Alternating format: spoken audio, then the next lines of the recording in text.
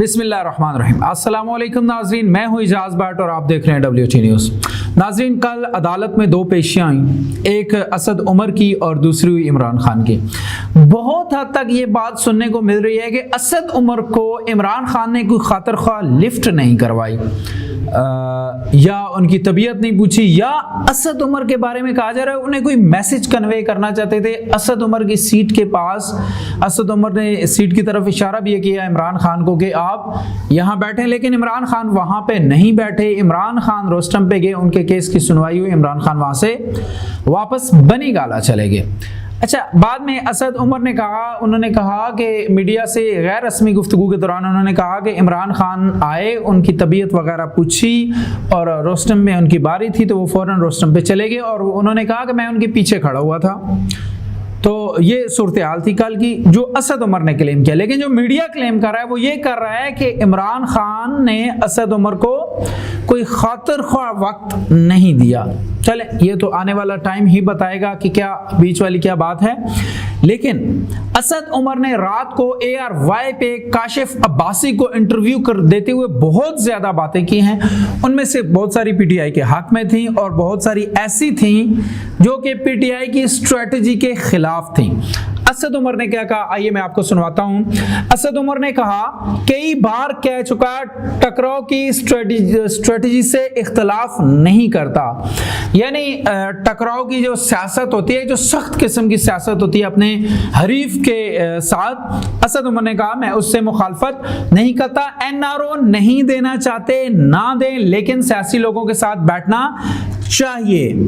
असद उमर का कहना था कि मैं इस चीज की हमायत करता हूं कि हमें अपने सियासी मुखालफिन के साथ बैठना चाहिए और बिल्कुल बैठना चाहिए। लेकिन इमरान खान की तरफ से भी इस सारी बात पे एक रिस्पांस आया उनकी तर्जमान की तरफ से। वो मैं ये वीडियो जरा लंबी हो जाएगी, तो इसमें हम सिर्फ असद उमर की बात करते हैं और उनकी तरफ से जो रिस्पांस मिला उस पर हम नेक्स्ट वीडियो में बात करते हैं। 9 मई को जो खतरात नजर आए अलार्मिंग थे। मरकजी रहनुमा PTI असद उमर का कहना है कि जो 9 मई के जो वाकयात आए, जिस तरह जहाज जला दिया गया, कोर कमांडर हाउस पे, पेशावर के रेडियो स्टेशन हाउस पे हमला किया गया और दीगर मुल्क में, तो असद उमर ने कहा वो अलार्मिंग हैं कि खुदा न खास्ता इस तरह की अगर स्ट्रेटजी हमने रखी तो मुल्क को भी नुकसान पहुंच सकता है। ये कहना था असद उमर का काशिफ अब्बासी के शो में। अच्छा, उन्होंने ये कहा कि चेयरमैन PTI जो स्ट्रेटजी लेकर चल रहे हैं मैं उससे इत्तफाक नहीं करता। कई बार कह चुका कि टकराव की स्ट्रेटजी से इख्तलाफ नहीं करता। बारहा कह चुका हूं NRO नहीं देना चाहते ना दें, लेकिन सियासी लोगों के साथ बैठना चाहिए। 9 मई को जो खतरात थे वो पहले ही बता चुका हूं, अलार्मिंग थे। उन्होंने ARY न्यूज के प्रोग्राम में गुफ्तगू करते हुए कहा NRO नहीं देना चाहते ना दें, लेकिन सियासी लोगों के साथ बैठना। वही बात बार बार कि सियासी लोगों के साथ बैठना चाहिए, बिल्कुल बैठना चाहिए। और इस पे जो रिस्पॉन्स दिया इमरान खान की टीम ने वो मैंने कहा आपको बताऊंगा। हर चैनल पर बैठकर कहता रहा हूं कि सियासतदानों को आपस में बात करनी चाहिए। पाकिस्तान पर इस वक्त जो खतरात वक्त है, इस वक्त जो खतरनाक वक्त है उससे पहले कभी नहीं देखा। यानी इस वक्त जो पाकिस्तान के ऊपर जो खतरात हालात हैं, इन असद उमर का कहना था कि इससे पहले मैंने ऐसे हालात नहीं दिए। तो भाई ये हालात किसने पैदा किए? ये हालात आप सियासतदानों ने तो पैदा किए। अवाम बेचारी, अवाम ने क्या किया है? अवाम इसमें कहाँ है? अवाम का तो शायद आपकी जब हुकूमत थी तब भी बहुत ज़्यादा महंगाई थी और इस हुकूमत ने तो बेड़ा ही गर्क कर दिया है। तो इसमें तो मेरे ख्याल में कोई ऐसी बात नहीं है। ये तो हालात आप सियासतदानों के पैदा किए हुए हैं। मेरे सामने 9 मई की कोई मंसूबाबंदी नहीं की। अच्छा, ये बयान PTI के हक में है। यानी एक जनरल सेक्रेटरी जो थे, अगर उनके सामने किसी किस्म की 9 मई के हवाले से मंसूबाबंदी नहीं की गई और उन्हें इस बात का इल्म नहीं है, तो फिर इसका मतलब है कि PTI ने ऐसी कोई भी मंसूबाबंदी नहीं की। बहरहाल ये कहते हैं असद उमर।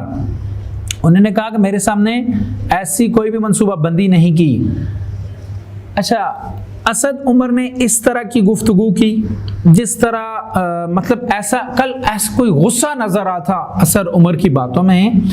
और असद उमर ने कल ये भी कहा कि मैं पीटीआई के साथ हूं और जो अगर मुझे पीटीआई टिकट देती है तो मैं पीटीआई के निशान से इलेक्शन लड़ूंगा, लेकिन अगर पीटीआई मुझे टिकट नहीं देती तो फिर मैं सियासत छोड़ दूंगा, मैं सियासत से अलग हो जाऊंगा। असद उमर का कहना था कि मैंने पीटीआई को देखकर सियासत शुरू की, लेकिन अगर मेरी जमात पीटीआई ना रही तो कोई भी नहीं होगी। तो असद उमर साहब, आपको किसने मजबूर किया था कि पीटीआई के ओहदों से इस्तीफा दे दें, पीटीआई के चेयरमैन से इख्तलाफात पैदा कर दें? उन्होंने तो आपको जनरल सेक्रेटरी बनाया था, बड़ा रिस्पेक्ट थी पीटीआई के वर्कर्स के अंदर आपकी।